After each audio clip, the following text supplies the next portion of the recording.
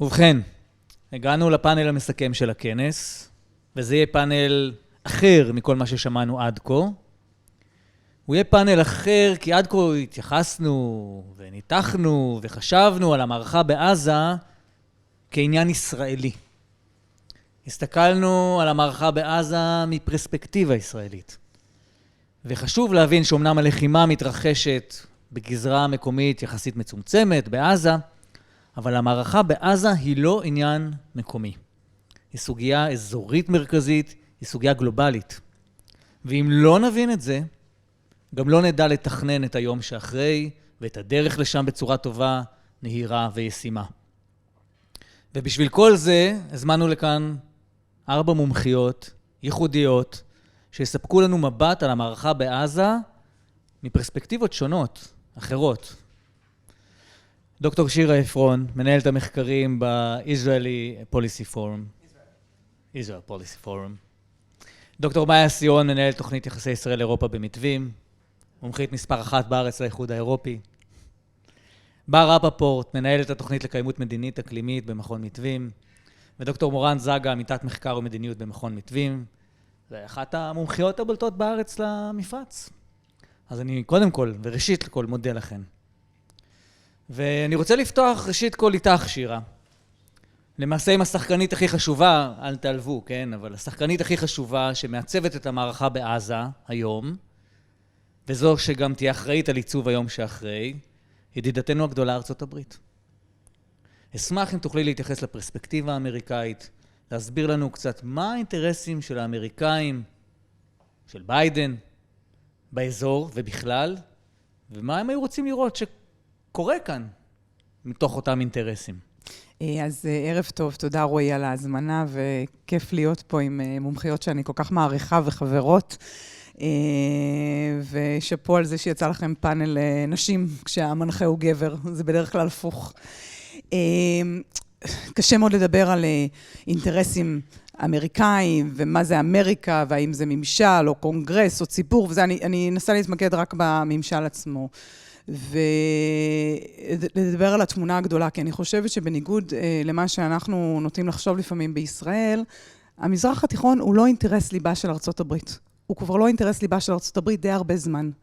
מהסיבה הפשוטה שארצות הברית כבר לא תלויה בנפט, היא יצואנית אנרגיה בעצמה. יש אינטרסים אסטרטגיים במזרח התיכון, כמו ביטחונה של ישראל, חופש הניווט, מה שנקרא נתיבי השייט, שניהם ככה אפס מאותגרים כרגע, אבל מבחינת מה שארצות הברית רוצה לראות באזור, זה בעיקר שקט, ולכן אם אנחנו הולכים אחורה אפילו לשלושה ממשלים האחרונים, ראינו בעיקר עיסוק במה שנקרא פיבוט, יציאה מהמזרח התיכון ותיעדוף של הנושאים האסטרטגיים, בעיקר סין, ניסיון להביא לשילוב, אינטגרציה מוגברת של ישראל במזרח התיכון ודיאסקלציה בין השחקנים השונים, כדי שתהיה פה רשת ביטחונית ושמירה הדדית, כדי שארצות הברית תוכל לעשות פחות בייביסיטר על השחקנים האזוריים ולהתמקד באמת בדברים שלה, ולהקדיש את הקשב לרוסיה, לסין, לשינוי אקלים, לבינה מלאכותית, הדברים שבאמת ארצות הברית רואה אותם כגדולים. אני חושבת שחשוב להסביר בהקשר הזה, ממשל ביידן הוא אפילו עוד יותר ייחודי מהבחינה הזאת, שבעוד שהממשלים הקודמים כן הייתה להם גישה טיפה יותר אקטיבית לסכסוך הישראלי-פלסטיני, גם לטראמפ, גם לאובמה ניסה, ממשל ביידן הוא בעצם הממשל הראשון מאז בוש האב, שגאה בזה שאין לו גישה פרו-אקטיבית לסכסוך הישראלי-פלסטיני, זאת אומרת, אנחנו נעקוף את הישראלי-פלסטיני. לא הייתה לו. לא הייתה לו, לא, עכשיו אין ברירה, אנחנו בעולם אחר, אבל לא הייתה לו גישה פרו-אקטיבית, שומר החומות פתאום טלטל, הם הגיבו, בראייתם הם סגרו את האירוע די בהצלחה, מרגיעים את איראן, מנסים לעשות די-אסקלציה עם השלוחים, ואני חושבת שאנקדוטלית, אם אתם זוכרים פה ב-Foreign Affairs, שזה מגזין אמריקאי מאוד מאוד נחשב, ג'ייק סליבן, היועץ לביטחון לאומי, שרק יצא מישראל עכשיו, פרסם מאמר כמה ימים אחרי 7 באוקטובר, כי זה יוצא בפרינט, אז הוא כתב את המאמר לפני, והוא כותב שם, המזרח התיכון הוא במצב הכי שקט שאנחנו מכירים, האסטרטגיה שלנו מצליחה, שנקרא לא התיישן משהו. מגיע 7 באוקטובר, ובעצם מטלטל את כל הנחות היסוד שלהם. פתאום אין עיסוק ברוסיה ובסין, למרות שכמובן זה משפיע במזרח התיכון על הכל, אלא יש רכבת אווירית של בכירים לישראל, העברת נכסים אסטרטגיים משמעותיים, נוסעות מטוסים, חיילים במסות, חימושים, קווים אדומים לחיזבאללה, לאיראן, חות'ים, שהם היו בתהליכי שלום ופיוס מול כל השחקנים האחרים, החות'ים פתאום שהתחילו כסולידריה, מתוך סולידריות עם חמאס, להתקיף קצת מחליות וספינות עם קשר כזה או אחר לישראל, פתאום תוקפים את כולם, משבשים את כל השינוע הימי, מעלים את מחירי הנפט, וארצות הברית מוצאת את עצמה שקועה במזרח התיכון הרבה יותר ממה שהם היו רוצים. עכשיו, זה גם מגיע לציבורים שלמים באזור עם סולידריות כלפי הפלסטינים שהם מתפתח סנטימנט אנטי-אמריקאי עמוק, וכמובן זה גם מאתגר את ביידן בבית, צריך לומר. המלחמה הזאת יכול להיות שהיא תעלה לו בבחירות. סיכוי די סביר שהיא תעלה לו בבחירות. מבחינת מה שהוא היה רוצה לחזור לראות במזרח התיכון, בעצם הם היו רוצים לסגור את האירוע הזה כמה שיותר מהר, ולחזור לשגרה, חזל"ש. זה מה שהם היו רוצים. האם זה אפשרי? האם בכלל אפשר להגיד שיש סיכוי למנוע את המשך ההתקפות של החות'ים, עוד התפוצצות בצפון, חזית שנייה או שלישית בגדה המערבית, מה שנקרא פה יהודה ושומרון? אנחנו ככה mixed bag בינתיים. אוקיי, תודה שירה. עוד נחזור לדון בארצות הברית, יש לה עוד תפקיד מכריע כאן, אבל אני רוצה לפנות לידידתך הקרובה, גם ליד הכיסא, אבל אירופה, ידידה שהולכת יד ביד, לפעמים, אלא אם כן זה טראמפ, אבל הולכת יד ביד עם ארצות הברית. אירופה שקועה, משקיעה הרבה שנים בסכסוך הישראלי-פלסטיני, אולי היחידה כמעט שמשקיעה לאורך שנים בתחזוקת הרשות הפלסטינית. כיצד אירופה רואה את המערכה שמתנהלת עכשיו בעזה, ממה היא מודאגת, מה מעניין אותה? מה מעניין אותה עכשיו? מה מדאיג אותה ומה מעניין אותה? ומה היא שמה את הדגש עכשיו מבחינתה? אז אני אגיד שאירופה באמת פחות מנסה לצאת מהמזרח התיכון, ואמרנו פעם באחת הפגישות שלנו שאם אתה, גם כשאתה מנסה לצאת מהמזרח התיכון, בסוף המזרח התיכון רודף אחריך. ואירופה מבינה את זה ומבינה את זה יפה. אנחנו השכונה האחורית, אנחנו החצר האחורית של אירופה, וחוסר יציבות כאן משפיע ישירות על אירופה בבית. הוא משפיע בעלייה של איומי טרור מבפנים בתוך אירופה, הוא משפיע באנטישמיות ואיסלאמופוביה ובכיתוב חברתי גדול נגד המנהיגים שתומכים בישראל. ופה אולי רגע הזמן לעצור שנייה ולהגיד, לפני שאני אשלים את התמונה איך זה משפיע על אירופה, מה בעצם העמדה של אירופה? כי היא לא מקשה אחת, גם בארצות הברית את מדברת על קונגרס וסנאט והממשל של ביידן, ואירופה היא הרבה יותר מורכבת מאשר, האיחוד האירופי זה 27 מדינות, יש לנו את בריטניה. אז במשך חודשיים וחצי של לחימה, אירופה תומכת בישראל, וזה לחלוטין לא מובן מאליו. היא תומכת בזכות של ישראל להגן על עצמה. היא מציבה דרישות לישראל, יותר סיוע הומניטרי, פחות פגיעה באזרחים ופתרון מדיני. אותן דרישות שארצות הברית מציבה, ואנחנו רואים פה תאום טרנס-אטלנטי בכל מיני, בתנאים לסיום המלחמה וליום שאחרי. אז כבר אנחנו באמת רואים את התאום הזה. עכשיו, אירופה היא שחקן בינלאומי משני. לא יעזור, היא לא ארצות הברית, ואין לה את ה-hard power, את הכוח של נושאות מטוסים שארצות הברית יכולה להביא, אבל כמו שציינת, יש לה את הכוח הכלכלי. אז תכף אני אגע גם בזה. אנחנו כן רואים שבמשך חודשיים וחצי, האיחוד האירופי נותן לישראל איזשהו קו כמעט פתוח, להמשיך ולהגן על עצמה ולהמשיך ולמוטט את החמאס. וזה אינטרס אירופי ראשון במעלה, שהגורמים הקיצוניים שחמאס מייצג אותם פה, באמת התמוטטו כמה שאפשר מבחינה צבאית. בנוסף לזה, אנחנו כן רואים התחלה של כמה מדינות באירופה, ספרד, אירלנד, בלגיה ומלטה, שכן קוראות לאחרונה להפסקת אש, אבל לפני 3 ימים, דיוויד קמרון, בריטניה, אנלינה ברבוק, שרת החוץ של גרמניה, מפרסמים מאמר ששם הם המציאו איזשהו מושג חדש, הפסקת אש ברת קיימא. ובעצם במושג הזה הם אומרים, אנחנו לא קוראים להפסקת אש עכשיו, אנחנו נותנים לישראל את הזכות להמשיך להגן על עצמה, להמשיך לנסות ולהילחם ולמוטט את החמאס מבחינה צבאית. אנחנו כן מאותתים לישראל, שוב, רוצים יותר סיוע הומניטרי, רוצים פחות פגיעה באזרחים, רוצים שחרור חטופים, רוצים אופק מדיני. אבל נותנים לישראל את הגב להילחם, כי אנחנו רוצים להוריד פה את הקיצוניים, כדי לתת אופק לפתרון מדיני, אופק לפלסטינים. וזה באמת משהו שהאירופים עסוקים בו הרבה יותר. פתרון הסוגיה הפלסטינית, 2 מדינות לשני עמים, זה פתרון שאירופה מסכימה עליו כבר מ-1980 והלאה, והיא בעצם מובילה את החזון אז. היא לא הייתה שותפה כל כך לתהליכים האלה לאחרונה. עכשיו, אני אחזור רגע למה שמטריד את אירופה. אז דיברנו על התראות טרור, יש גם כמה פיגועים קטנים שמתחילים, עצרו לא מזמן בדנמרק ובהולנד פעילי חמאס שרוצים לעשות פיגועי טרור באירופה. הכיתוב, דיברנו, כיתוב חברתי ופוליטי. בסוף המלחמה פה, ראינו את הבחירות בהולנד. חירט וילדרס, ימין קיצוני בהולנד, מקבל 37 מושבים מתוך 150 בפרלמנט ההולנדי. ויש לזה התכתבות ישירה עם המלחמה בעזה. הפחד מהאסלאם הקיצוני ומטרור וכדומה עולה מאוד חזק. אחד מהאינטרסים המרכזיים של אירופה זה למנוע הסלמה לצפון, כדי למנוע גלי הגירה של פליטים שיוצאים מלבנון, היה וישראל תחליט לטפל בחיזבאללה שם.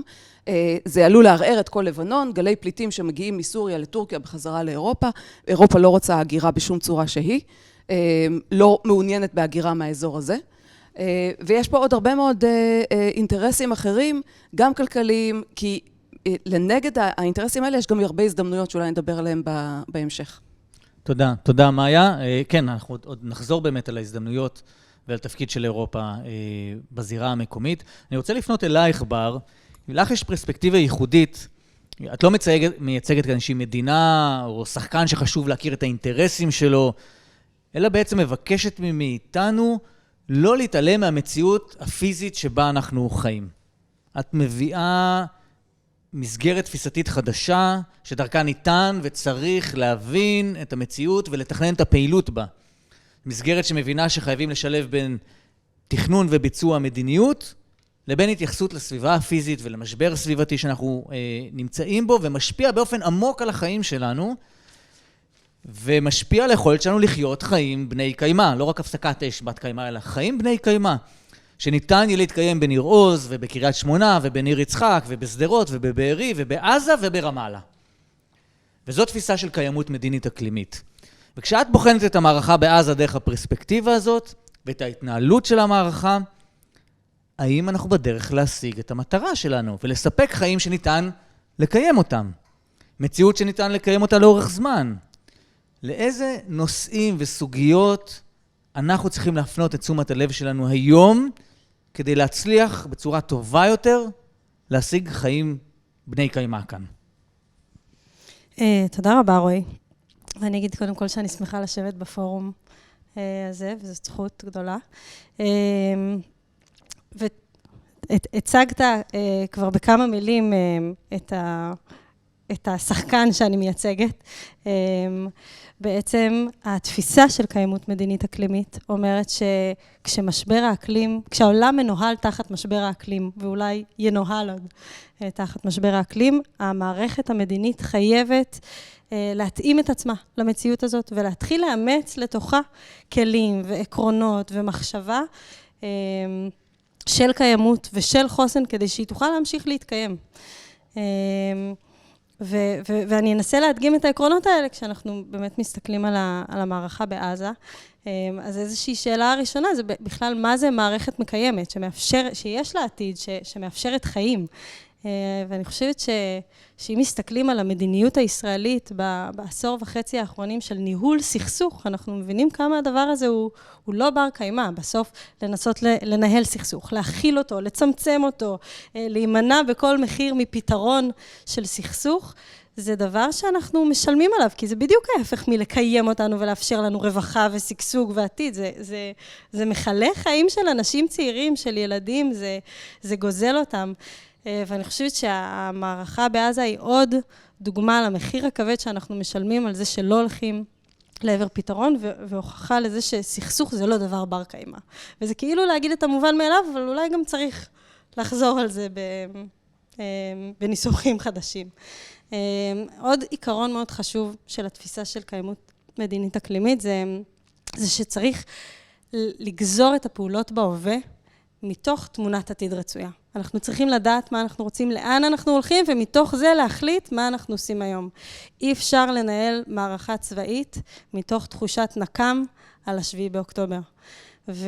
ואני חושבת שכל המהות של הכנס הזה היום, זה להסתכל קדימה, ולעשות את מה שלא עושים בדרג המדיני היום. להסתכל ולשים לנו חזון, ולשים לנו אופק שאליו אפשר לכוון, וממנו לגזור את מה שאנחנו עושים, ואני יודעת שהמדינה הזאת נמצאת, בתחושות שלנו, כולנו ב7 באוקטובר, ואנחנו בהישרדות, ולא ברור איך אפשר להסתכל על העתיד כשיש חטופים ונלחמים, אבל אם אנחנו לא נתחיל לחשוב ולתכנן את העתיד שלנו, אז אני לא יודעת לאן נגיע מפה, ואני חושבת שרק אם תהיה הבטחה לעתיד טוב יותר, נוכל להתחיל בכלל תהליך של שיקום. ועוד עיקרון מאוד מהותי של התפיסה הזאת, זאת אומרת שהכל מתקיים בתלות גומלין. זאת אומרת, אנחנו לא יכולים לנתק מערכות, לא מערכת מדינית, ואנחנו רואים את זה עם התלות של ישראל בארצות הברית, ובמדינות המפרץ, ובקטר, ובמצרים, והתלות הזאת היא גם, יש לה יתרונות, וצריך לתת לה את המשקל שלה, היא מהווה איזושהי מערכת של איזונים גם, ושל בלמים, היא גם שומרת עלינו בהרבה מאוד מובנים. יש לה גם אתגרים משלה, וגם שיש תלות למערכת הסביבתית. ואת זה אנחנו כבר, הקולות האלה עולים מהשטח, כשמדברים על עלייה של תחלואה בעזה, על ביוב שזורם ברחוב ומגיע דרך הים למתקני התפלה שלנו, על צפיפות קשה ועל מים מזוהמים, ועל מחסור במזון ועלייה של מחלות שלאט לאט כבר היום אומרים שהם התפשטו לתוך המרחב הישראלי, החומה לא תעצור אותם מלהגיע אלינו, ואנחנו באותו מרחב. בריאות הציבור בעזה זה בריאות הציבור בישראל, אז זה גם איזושהי הבנה מאוד חשובה שאני חושבת שהתפיסה הזאת עוזרת להטמיע. תודה. בר, עוד נשוב אלייך כמובן, כי הפרספקטיבה הזאת מספקת לנו, בעזרת אותם עקרונות מאוד מאוד פשוטים, תובנות שנשמעות כמו אמיתות כל כך ברורות מאליו, כמו שאמרת, שחובה להגיד אותם. נדמה שבמציאות שלנו חובה להגיד אותם. ואני רוצה לפנות אלייך, מורן, שמחזיקה בפרספקטיבה נוספת, שחשוב להכיר ולהבין. את כתבת הרבה בשנים האחרונות בנוגע לאינטרסים השונים של מדינות המפרץ, בקידום היחסים שלהם עם ישראל, וגם ביחס לסוגיה הפלסטינית. מאז הסכמי אברהם במתווים אנחנו עסוקים בהובלתך בשאלה איך ניתן למנף את הסכמי אברהם לטובת קידום שלום ישראלי-פלסטיני. ועכשיו אני רוצה להיעזר בעצם בידע הייחודי שלך, בהיכרות שלך עם מדינות המפרץ, להפנות את המבט קדימה עוד פעם, כמו שממליצה לנו בר, ולשאול אותך למעשה את אותה שאלה בדיוק, רק בתנאים אחרים. כיצד ניתן למנף את הסכמי אברהם ליום שאחרי בעזה? ואני אשמח אם תוכלי להתייחס בתשובה שלך, גם איך זה מסתדר עם הנוכחות הבולטת של קטר עד כה בזירה. אז קודם כל נגיד שמדינות המפרץ, זה גם, כמו שאנחנו מבינים, לא מקשה אחת, לא כמו האיחוד האירופי וארצות הברית, ושום דבר שאנחנו נוטים להכליל. ולכל מדינה, לאיחוד האמירויות, לערב הסעודית, לבחריין, לקטר, שלא לדבר גם על כווית ואומן, יש אינטרסים אחרים, יש נוכחות שונה בעזה, ורצונות אחרים, שאיפות למה הם היו רוצות לראות. ועד כמה הן מוכנות להיות מעורבות. מה שאנחנו מכירים היום, צריך לשים את זה על השולחן בשביל להבין מה צפוי לעתיד. עם הבנות שיתכנו שינויים מסוימים לאור ה-7 באוקטובר. מה שאנחנו רואים היום זה באמת, כמו שציינת, מעורבות קטרית מוגברת מאוד, שעולה על כל היתר, ולצידה, או קצת אחריה, איחוד האמירויות מאוד מאוד מעורבת, והרבה רחוק מזה, יש לנו מעורבות, בניגוד למה שנהוג לחשוב, של ערב הסעודית ויתר מדינות המפרץ. כלומר, אם אנחנו מסתכלים מנסים לדרג ככה כמותית את מידת המעורבות של מדינות המפרץ, אז קודם כל בראש ובראשונה יש לנו את קטר, אחרי האיחוד האמירויות ואחרי כל היתר. למה זה חשוב לשים את הדברים על השולחן? כי אנחנו מבינים כמה מדינות המפרץ מוכנות להילחם על עזה, כמה הן רוצות להיות בעזה, כמה הן מוכנות להיות חלק גם מהפתרון העתידי, כמו שאתה שואל, ביום שאחרי. אז צריך להבין מה היה עד היום, ואיך אפשר לשנות את זה אחר כך לטובתנו, כי אנחנו מבינים שיש בתוך הדבר הזה מגבלות ותנאים לא רצויים עבור ישראל. עכשיו, צריך גם לזכור שהסכמי אברהם יצרו פה תנאים שונים, שתארו לכם את המצב של המלחמה בהיעדר יחסים בין ישראל לאיחוד האמירויות, או בניתוק מוחלט עם ערב הסעודית, שאנחנו מבינים שיש יחסים מתחת לשולחן עם ערב הסעודית. ולהסכמי אברהם, במובן הזה, יש יתרון מאוד גדול תחת המצב הכל כך נוראי שנקלענו אליו, שבעצם זה שהם היוו תשתית לשיח, תשתית להבנה, תשתית להעברת מסרים, לרצונות משותפים. אני מאוד מקווה שברגעים האלה יושבים נציגים ישראלים ונציגים אמרתים, ואולי בחריינים ועוד, שמנסחים ביחד את הארכיטקטורה האזורית ביום שאחרי. אני מקווה שהשיח הזה לא מתקיים רק בינינו לבין עצמנו ועם האמריקאים. אני מאוד מקווה שזה מתקיים גם עם השותפים במרחב הערבי, ושלא לדבר על המצרי והירדני וכו'. זה דבר אחד. עכשיו, כן חשוב להסתכל על הדברים האלה, גם אם ננתק רגע את ישראל, מה שקשה לעשות מתוך המשוואה הזאת, צריך להסתכל על שני דברים פה. אחד, על הקשר, על היחס של מדינות המפרץ להנהגה הפלסטינית, שזה יחס שהוא מאוד בעייתי, הוא מגביל מאוד את איחוד האמירויות ואת ערב הסעודית מלצעוד קדימה בקשר הזה עם הפלסטינים, כי אנחנו יודעים שיש בעייתיות ביחסים עם אבו מאזן ברמה הפרסונלית, וכמובן עם הנהגת החמאס. ולכן קטר צעדה קדימה בקשר הזה על פני האחרות. והדבר השני זה התחרותיות. התחרות בין מדינות המפרץ, על מי מתערבת יותר, מי מתווכת, מי משלמת יותר ופועלת יותר למען התנאים וההומניטריה של הפלסטינים. ובמובן הזה יכול להיות שאנחנו רואים פה שני שינויים. אנחנו צפויים לראות שני שינויים לאור התנאים המשתנים. אחד, זה כנראה בעקבות החלשות החמאס, אז כבר בהינתן הנהגה פלסטינית מתונה, או כזאת שמדינות המפרץ, יתר מדינות המפרץ יוכלו לדבר איתה, זה כבר יאפשר לאיחוד האמירויות ולערב הסעודית ולבחריין לנקוט יותר פעולות בזירה הפלסטינית, כשהפעם אפילו גם דרך ישראל ובשיתוף עם ישראל. ופה יש יתרון ומקום לאופטימיות. הדבר השני שמשתנה זה שאנחנו רואים מגמה של שיח ושל שיתוף פעולה בין קטר לבין השכנות שלה. וזה משהו שהוא מאוד חשוב שאנחנו נהיה ערים לו, כי אנחנו נוטים להסתכל על זה כמשהו דיכוטומי. יש את קטר ויש את כל יתר המדינות. היום התמונה שונה. היום קטר משתפת פעולה, כמו שאנחנו רואים את זה באופן הדוק עם מצרים, עם ערב הסעודית, עם איחוד האמירויות שמקבלת את השייח תמים, האמיר של קטר, בכבוד מלכים, ומנסים ביחד לייצר פרויקטים משותפים, ולא מן הנמנע שביום שאחרי אנחנו נראה את כל המערכה הזאת, או את כל המערכת האזורית הזאת בעזה, מתנהגת לגמרי אחרת ממה שראינו עד היום כמדינות בודדות, אלא בשיתוף פעולה. תודה, מורן.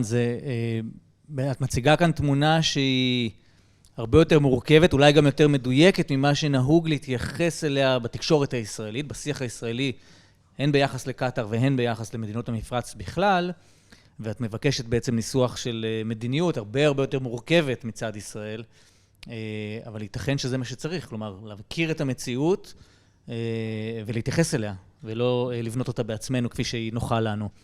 תודה, אני עוד נשוב אלייך, אבל בשלב הזה אני רוצה להמשיך ולהסתכל רגע על היום שאחרי, ולשאול אותך, שירה, שוב, לחזור אלייך, ולהמשיך בעצם עם מורן. הסכמי אברהם היו במידה רבה פרויקט אמריקאי. הוא שירת, כמו שאת בעצם אמרת, הוא שירת את האינטרסים האמריקאים, הגלובליים של ארצות הברית. אני משאירה כאן ארכיטקטורה אזורית, תסתדרו, אני סומכת עליכם, אני יכולה לצאת ולהתעסק בדברים שמעניינים אותי יותר. ובמידה מסוימת, אפילו אולי במידה רבה, גם ארצות הברית ימצא את התזה של נתניהו, שניתן לדלג על הסוגיה הפלסטינית, אל עבר אותה ארכיטקטורה אזורית, והיא תספק את היציבות ואת הביטחון האזורי. עכשיו, אל מול המערכה בעזה, יש סיכוי שארצות הברית תשנה את התפיסה. בסבב הראשון אמרת, בהחלט יכול להיות שהם ימסגרו את האירוע, ישקיטו אותו, וימשיכו הלאה אל עבר האינטרסים השונים, כי מפת האינטרסים שלהם לא השתנתה. אולי הם רק יחזירו את השד לבקבוק וימשיכו הלאה. אבל כשמשקללים את כל האירועים עד עכשיו, מה-7 באוקטובר, מה שלמדנו, את ההתנהגות של הממשל האמריקאי, של ביידן, איך את רואה את ההמשך מכאן? טוב, אז זו באמת שאלה שהיא מאוד מאוד מורכבת, כי אין לנו מה שנקרא כדור בדולח, ואנחנו לא, אי אפשר לראות קדימה. כמובן שאני חושבת אני לפחות כאזרחית ישראלית ואמריקאית, חושב שאנחנו באמת ברי מזל שביידן הוא הנשיא ברגע הזה. כי מפסיביות בנושא הזה, בעצם הגיעו בשיא האקטיביות, כולל בינתיים לפחות, מניעת התפתחות מלחמה נוספת, ביטחונות, כמובן את החימושים לישראל, אבל גם סיוע ישראלי קצת, אנחנו נקרא לזה לחץ ישראלי, אבל זה גם סיוע לנו לרדת מהסולמות האלה שאנחנו אוהבים לטפס עליהם. ולמנוע משבר הומניטרי בעזה, הכנסת דלקים, כרם שלום, זה לא היה קורה בלי לחץ אמריקאי, ועוד כל מיני דברים באזור. עכשיו, השאלה אם כנגד מול האקטיביות הזו, אנחנו גם נראה משהו, מה שנקרא ביום שאחרי. ממשל ביידן אמר 2 מדינות, כמו האירופאים, יש להם תנאים די ברורים. הכניסו טרמינולוגיה חדשה, Revitalized Palestinian Authority, כאילו מונח חדש שלא היה בלקסיקון. והשאלה, ובאמת מה שהייתי מקווה שהם יעשו, זה ייצקו תוכן לכל אחד מהדברים האלה, וייצרו מעין איזושהי אפילו מפת דרכים, כולל שלבים, מה צריך לקרות, יש את היום שאחרי המלחמה, ואז את היום שהיום אחרי המלחמה, כי יהיו המון שלבי ביניים, הרי בסופו של דבר, שאנחנו מדברים על, ויש תוכניות, ואני יודעת שבפרויקט שלכם התעסקתם בזה, אבל יש מרכיבים של כוח פלסטיני מקומי, וסיפוק צורכי האוכלוסייה, והסיפור ההומניטרי שהאירופאים בעיקר מממנים, סיפור העיצוב, סיפור השיקום, שאנחנו פה בסדר גודל אחר לגמרי ממה שהתרגלנו, והצטרכו פה קואליציה של מימון וכנסים. סיפור מה שנקרא הסדר הציבורי, החוק, אולי כוחות שיטור, תמיכה ערבית, מנופים על הרשות הפלסטינית לעבור את הרפורמות שהיא באמת צריכה לעבור, כי הרי זה לא שהרשות הפלסטינית יכולה לחזור היום לעזה, לג'נין ולשכם היא לא יכולה להיכנס, היא צריכה המון עזרה, אבל לתת את הביטחונות לישראל, שזה בסדר, לקחת סיכונים, להתמודד עם האום, שזו חזית שגם ישראל והאום היום צריכות לעבור איזה רפושמר, שרק ארצות הברית יכולה לעשות את זה, ובמידה מסוימת, זה הקלישאה הזאת של המשפט הזה, אני לא טובה בסרטי אבל זה נראה לי ספיידרמן, נכון? With great power comes great responsibility. בעצם, ורואי, אני יודעת שזה גם משפט שאתה מסכים איתו, יש סיכוי שמי שיעצב פה את היום שאחרי זה לא ישראל ולא הפלסטינים, היום שאחרי בתרחיש הטוב זאת תהיה ארצות הברית. תודה, שירה. אני אמשיך, מאיה, ממש שאלה פשוטה וישירה, מה יכול וצריך להיות התפקיד של האיחוד האירופי? בתמונה הזאת שבמקרה הטוב ארצות הברית מובילה, במקרה הרע אף אחד לא מוביל. איפה אירופה נמצאת בתוך זה? איך היא משרתת את האינטרסים שלה? איזה תפקיד יכול להיות לה? מה היא יכולה לתרום? אז אני אגיד שאירופה מאוד רוצה להיות סביב השולחן, כחלק מהשחקנים שמעצבים את האזור הזה, ובייחוד את הפתרון המדיני בין ישראל לפלסטינים. אני לא בטוחה שהיא יכולה לעשות את זה בלי ארצות הברית, צריכה את ארצות הברית סביב השולחן, והיא צריכה ממשל שהוא או ממשל ביידן או דומה לממשל ביידן, היא לא תדע לעבוד אם יהיה ממשל טראמפ נוסף. זה דבר אחד. עכשיו, אירופה יכולה לתרום לאזור כמה דברים. דבר ראשון, יש לה חזון, יש לה מודל משל עצמה להשכנת שלום. ואירופה חשוב לה גם מאוד לייצא את המודל הזה לאזור. עכשיו, זה נשמע לנו, כן, אני אלך לשיר אחר, אופה, פה זה לא אירופה. אנחנו במזרח התיכון. מה אתם רוצים עכשיו מחזון אירופי, האיחוד האירופי, כן, צרפת וגרמניה, אנחנו לא צרפת ולא גרמניה. זה ישראלים פלסטינים, זה שתי דתות שונות, זה קיצוניים, זה מטורללים מכל מיני סוגים אחרים. עכשיו, אם אני הולכת חזרה למודל האירופי, צרפת וגרמניה זה לא סיפור של לוי דווי, זה לא סיפור אהבה, זה סיפור של חשדנות, המון חשדנות והמון פחד של צרפתים מול גרמנים. התהליך של האיחוד האירופי שמתחיל בקהילת הפחם והפלדה, הוא ניסיון לפקח על גרמניה כדי שהיא לא תתעצם מחדש ותקום על צרפת. היא סיפור של חשדנות, של חוסר אמון ושל המון פחד. היום אנחנו במקום אחר, 70 ושנה אחר כך. היום באמת קשה לנו לחשוב על מלחמה בין צרפת לגרמניה. אז דבר ראשון מודל, וללמוד מהמודל, וללמוד מאינטגרציה אזורית, שתכף אני אגיע לזה, כי זה הסיפור הגדול שיכול, זה סיפור ההזדמנויות הגדול שיכול להיות פה, ושאירופה מוכנה להשקיע בו. אז הדבר השני זה באמת הגזרים, ההזדמנויות שאירופה מוכנה להשקיע ולתת. עכשיו, אני חוזרת רגע ל-2013, שנה לפני שתהליך השלום בין ישראל לפלסטינים, שקרטע וקרטע וקרטע בתקופת אובמה, שנה לפני שהוא מת, האירופים בדצמבר 2013 מציעים לישראל משהו שנקרא SPP, Special Privilege Partnership, שותפות פריבילגית מיוחדת. ולפלסטינים. לישראלים, נכון, ולפלסטינים. היא אומרת, היה ותגיעו להסכם שלום, אני נותנת לכם חבילת תמריצים, עוד כמה דברים שככה יעזרו לכם להגיע למקום הזה של הסכם קבע. ישראל אפילו לא טורחת לענות, ולא הפלסטינים. עכשיו, מה בספטמבר האחרון, לפני 3 חודשים, ג'וזף בורל, שר החוץ של האיחוד האירופי עושה? הוא יושב עם סעודיה, בעזרת הליגה הערבית, מצרים וירדן, יושבים בכינוס מועצת האומות המאוחדות, בספטמבר בניו יורק, ויוצאים בהצהרה משותפת, האיחוד האירופי עם השחקניות הערביות, ואומרים, אנחנו יוצאים במה שנקרא Peace Day Effort, איזשהו מאמץ להגיע לשלום. אנחנו רוצים להתניע מחדש את הדיבור על תהליך שלום בין ישראל לבין הפלסטינים. ואנחנו ניתן לכם חבילת תמריצים, ועכשיו זה לא רק האירופים, זה גם קשור להסכמי אברהם, וזה גם קשור לנורמליזציה עם סעודיה, וזה גם קשור למה שביידן אומר בכינוס ה-G20 בספטמבר. בואו נעשה מסדרון כלכלי שיעבור מהודו, דרך איחוד האמירויות, סעודיה, יגיע לירדן ולישראל, לאירופה. יש פה הזדמנות לאינטגרציה אזורית שאתה מסתכל על זה, וזה נראה חלום שישראלים, אולי לפני 20-30 שנה חלמו, בואו נהיה חלק מהאזור, בואו נעשה פה אינטגרציה, בואו באמת נפתח את האזור לטובת כולם, זה באמת המזרח התיכון החדש. אז אלה ההזדמנויות הגדולות שעומדות על הפרק, שאירופה מוכנה לתת המון תמריצים. אבל, מצד שני, אם לא יהיה פה אופק מדיני, שממשלת ישראל תהיה מוכנה לשים על השולחן, הסרבנות הזאת שנתניהו דבק בה, לפחות עד לימים האחרונים, יכולה להביא למקלות, ויכולה להביא, פעם קראו לזה צונאמי מדיני. אני כרגע לא רואה צונאמי מדיני בא מאירופה, צריך לזכור שאירופה היא שותפת הסחר מספר 1 של ישראל, אני לא רואה צונאמי מדיני, לא רואה יכולת הסכמה באירופה על כזה צונאמי, אבל אנחנו מתחילים לראות סנוניות.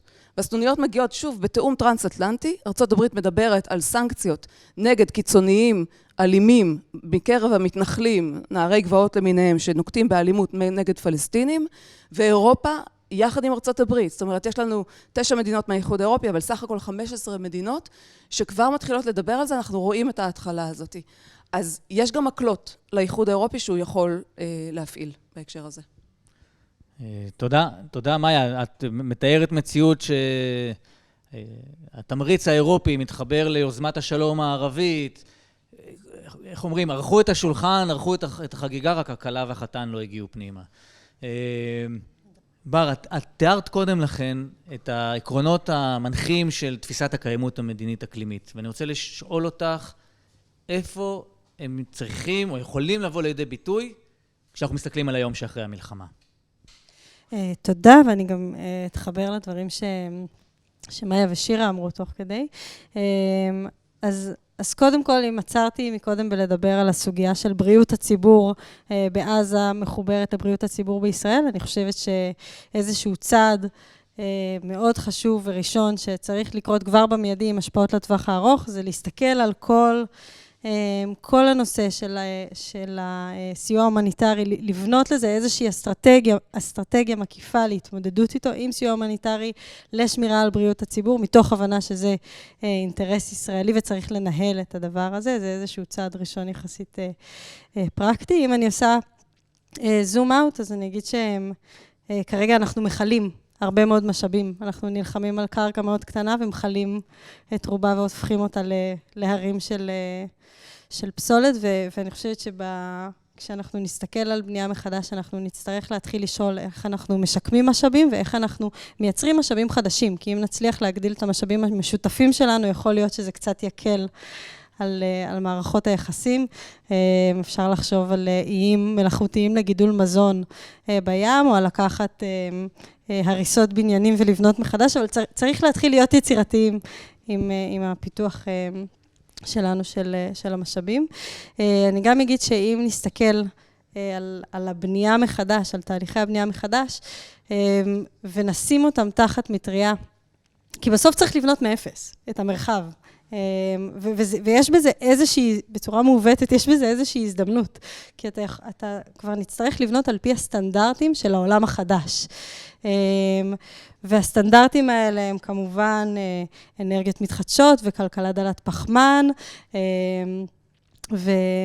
ואנחנו צריכים, אני חושבת שזה יאפשר לנו גם למשוך כספים שאולי היינו יותר רוצים למשוך, גם להסתכל על המרחב בהיבט שמחזק קהילות מקומיות ומשאבים מקומיים, ויכול להיות לזה הרבה מאוד ערך. ועוד איזשהו היבט שהעולם החדש מציע, זה להשתמש בטכנולוגיה כדי לשקף מידע לציבור. אם עכשיו תהיה לנו שליטה וידע גם לגורמי ממשל, אבל גם לציבור על הניטור של החשמל ולאן הוא מגיע ומי משתמש בו, זה יעזור לנו גם לבנות אמון בין הצדדים וגם לספק צרכים מסוימים. אז זה גם עוד איזושהי נקודה חשובה, ולבסוף אני אתחבר למה שאמרת, העולם החדש זה חיבוריות, זה אינטגרציה, והיכולת לפתור או להגיע לאיזושהי התקדמות בתוך המערכת של הסכסוך הישראלי-פלסטיני, יש בה הזדמנות למזרח תיכון חדש אמיתי ולאינטגרציה שבטוח תטיב איתנו בהתמודדות עם משבר האקלים, וגם בעוד הרבה מאוד היבטים שונים. תודה בר. הדוגמאות שנתתם בעיקר מעולם הפיזיקי, הם הכישו לנו אולי את העקרונות, אבל כמו שאת תמיד אומרת לי, זה לא רק פיזי, זה גם חברתי, וגם כלכלי, וגם פוליטי. העקרונות המנחים האלה הם רוחביים. והזכרת את הנושא של החיבוריות, ואני רוצה לחזור אלייך, מורן. את דיברת על התפקיד האפשרי של מדינות המפרץ ביום שאחרי המלחמה. שמענו גם אחרים במהלך הימים האחרונים מעניקים תפקיד משמעותי מאוד למדינות המפרץ ביום שאחרי המלחמה. מסדרים לעצמם מה יהיה התפקיד של ערב הסעודית ושל איחוד האמירויות וקטר שכן תהיה או לא תהיה. אני רוצה לשאול אותך, עם ההיכרות שלך לעומק של אותן מדינות, האם הציפיות של ישראל ממדינות המפרץ בכלל קשורות למציאות בנוגע לתפקיד שלהן ביום שאחרי? אז אם אנחנו כבר בענייני שבירת קונספציות, אז אני רוצה לציין שתי קונספציות שעדיין אני רואה שמדינאים אוחזים בהן. אחד זה הרעיון שערב הסעודית ואיחוד האמירויות יסדרו פה את האזור והכל, ואני רואה בכמה נוחות, כמו שאתה אומר, שולפים את השם הזה. כן, האמירויות יבואו וישקמו וסעודיה ונזיז קצת את קטר הצידה וזה יסתדר. אני שנייה מבקשת לערער על התפיסה הזאת, ולהגיד שהם לא יבואו לכאן בכל מחיר, הם לא ישקמו בכל מחיר, הם ירצו לראות ערבונות, הם ירצו איזשהו ביטחון שהכסף שלהם הולך למשהו שהוא, אפרופו בר קיימא. והיום מדינות המפרץ בכלל כמעט ולא מדברות במושגים של שיקום, אנחנו דיברנו על זה, אלא יותר במושגים של השקעה. ואם הכסף הזה לא יחזור אליהם באיזושהי צורה, אם הם לא יראו איזשהו עוגן אסטרטגי, מדיני, ארוך טווח, אלא יבינו שבסבב הבא כל הכבישים והשכונות והנמלים שהם בונים שוב יהרסו, אני לא בטוחה שהם כל כך ימהרו להיות חלק מהפתרון הזה. אז אני רוצה שנייה לשים את זה על השולחן ולהגיד שאנחנו באמת צריכים להציע למדינות המפרץ משהו שהוא הרבה יותר בר קיימא ושיש לו עתיד מדיני יותר מוצק. אנחנו צריכים לשכנע אותם שיש להם סיבה להיות כאן ולהשקיע באזור הזה, גם במקום כמו רצועת עזה. זה דבר אחד. הדבר השני, קשור לקטר, שאנחנו יודעים כמה היא מדינה שלא יושבת טוב בגרון רוב הציבור בישראל, לאור ההבנה שזה גורם שחיזק את החמאס וממשיך לחזק אותו, מייצג אותו, מדינה שמארחת גורמי טרור, מדינה שמקדמת שיח שמעודד אלימות באל-ג'זירה וכו'. אבל חלק מהתפיסה של היום שאחרי, זה בסדר, עכשיו היא תעזור לנו לשחרר את החטופים במשא ומתן, ואחר כך אפשר יהיה לשים אותה בצד. גם פה אני חושבת שיש איזושהי טעות תפיסתית. קטר לא הולכת לשום מקום, היא מדינה חשובה מדי, היא מדינה חזקה ועוצמתית מדי, באזור ובעולם כולו, בשביל לבודד אותה מדינית, כלכלית, אי אפשר יהיה לעשות את זה. גם אם ישראל לא תעזור לה להעביר מזוודה אחת, אז היא תמצא את הדרכים לעשות את זה. דרך אגב, היא משקיעה לא רק בעזה, היא משקיעה גם ברשות הפלסטינית ובגדה המערבית, במזרח ירושלים, ובעוד אינטרסים של הפלסטינים. היא נמצאת בכל מקום, הידיים שלה ארוכות, והיא יכולה להגיע לרמת השפעה מאוד מאוד גבוהה בזירה הפלסטינית, גם מבלי שישראל עוזרת לזה לקרות. כמובן, עצם העובדה שאנחנו נתנו לזה לגיטימציה, לא מאוד עזר.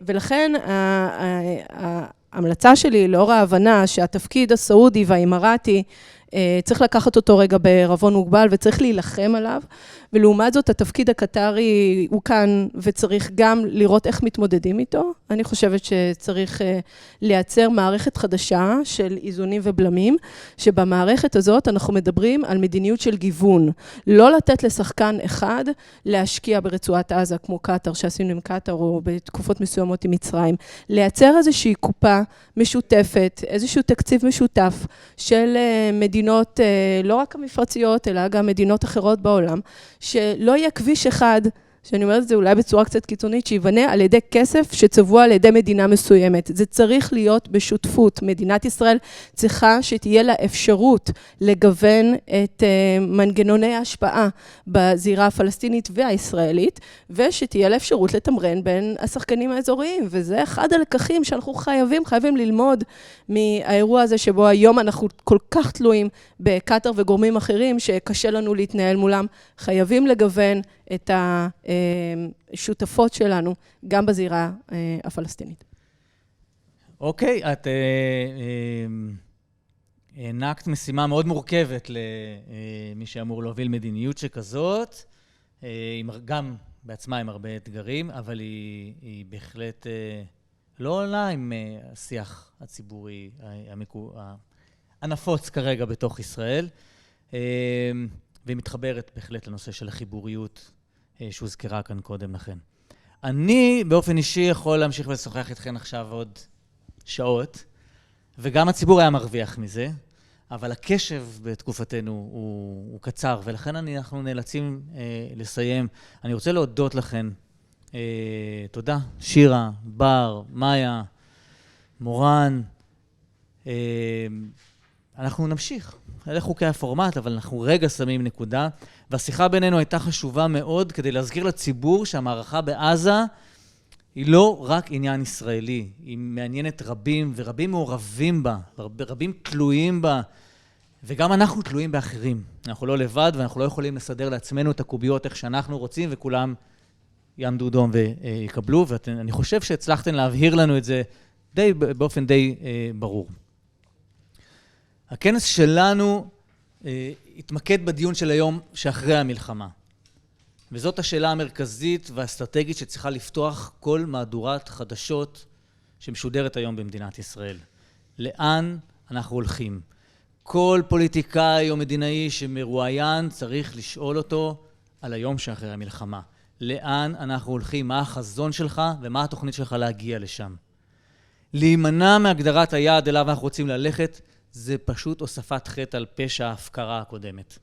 זו ממש בגידה נוספת בציבור הישראלי הנפלא, ששואל את עצמו, אוקיי, אז עבור מה אנחנו נלחמים? עבור מה מקריבים עכשיו את החיים בעזה?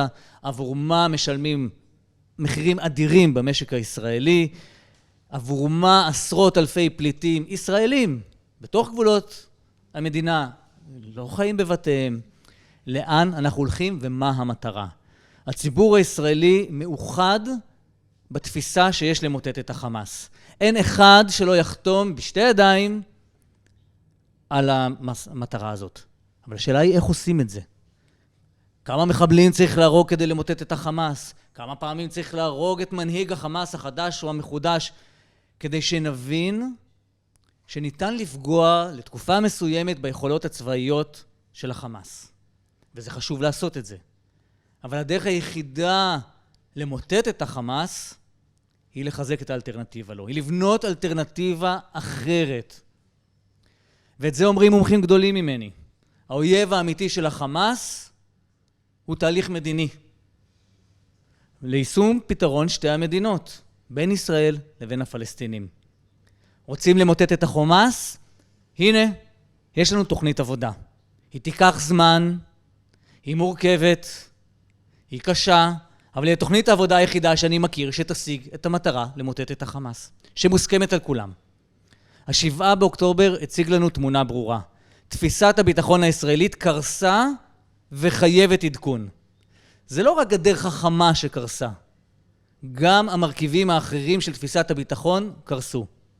לא הייתה הרתעה, לא הייתה התראה, וכפי שאנחנו רואים גם עכשיו, כנראה לא תהיה הכרעה צבאית. לא הרתעה, לא התראה, לא הכרעה. אז עם מה אנחנו נשארים? עם עוד מאותו דבר? לא למדנו כלום מה7 באוקטובר? אז אם נחליף את הגדר בגדוד של חיילים, לא יפרצו אותו? זה לא עדכון של תפיסת הביטחון, זה להשתמש בכלים אחרים עם אותה תפיסת ביטחון. אם אנחנו לא מוסיפים רגל מדינית לתפיסת הביטחון, אנחנו לא נצליח להשיג ביטחון. ההיסטוריה שלנו מלמדת אותנו שוב ושוב בדיוק את הלקח הזה. אנחנו מסרבים ללמוד כנראה. היכן שהושג הסדר מדיני, הושג ביטחון, ולהפך. נכון לעכשיו ללחימה יש שתי מטרות. מיטוט החמאס והשבת החטופים. השבת החטופים זו משימה שאנחנו יודעים למדוד. אם הם חזרו בחיים או לא חזרו בחיים. והיא מוגבלת בזמן. זה או עכשיו, או ייתכן שלעולם לא. מיטוט החמאס זאת כאמור משימה מורכבת והיא תיקח זמן. חשוב להבין את זה. יש לתעדף לכן את השבת החטופים. על פני הניסיון להשיג תמונת ניצחון צבאית שמלבד לעשות לנו נעים, או להשקיט את רגשות הנקם שלנו והזעם, לא תשרת את המטרה שאנחנו מסכימים עליה. אנחנו במכון מתווים וקרן ברל כצנלסון עובדים קשה כדי לסרטט את הדרך קדימה. זו דרך לא פשוטה, היא מורכבת, יש בה הרבה מהמורות, אבל זאת הדרך להשיג שלום וחיי ביטחון בני קיימה. דוקטור רוברט צנני שמוביל את הצוות הציג בפתיחת הכנס את מפת הדרכים לשם. אנחנו נמשיך לעבוד קשה כדי להבין איך עושים את זה ולבנות את הלבנים במפת הדרכים. להציג ולשכלל את המרכיבים שלה ולדחוף קדימה את מי שיכול גם להוביל אותם ליישם את זה. אתם מוזמנים להמשיך לעקוב אחרי הפרסומים שלנו, אנחנו ממשיכים לפרסם ולפתח ולהצטרף אלינו. אני רוצה להודות בשלב הזה, לכם הצופים בבית, על זה שהקדשתם את הזמן לדיון מדיני, אסטרטגי. בדרך כלל לא מתנהל על המרקעים כרגע היום. ואני רוצה להודות לקרן אברט על השותפות ארוכת השנים איתנו, ולקרן החדשה לישראל על התמיכה בעבודה המשותפת של מכון מתווים ושל קרן ברל כצנלסון. ולהודות למשתתפים הרבים שלקחו חלק, לצוותים של מתווים ושל מכון ושל קרן ברל כצנלסון. ולמפיקי הכנס הנפלאים, ריף יצחקי וקים נוח, תודה רבה לכם על ההפקה הזאת. ואני מאחל לכולנו ימים שקטים של שלום, של מנהיגות ראויה לציבור נפלא, והמשך אמונה באדם, למרות הזוועות של העולם. אז אנחנו נייחל ביחד לשובם המהיר והמיידי של החטופים בחיים ובשלום. שלום, שלום.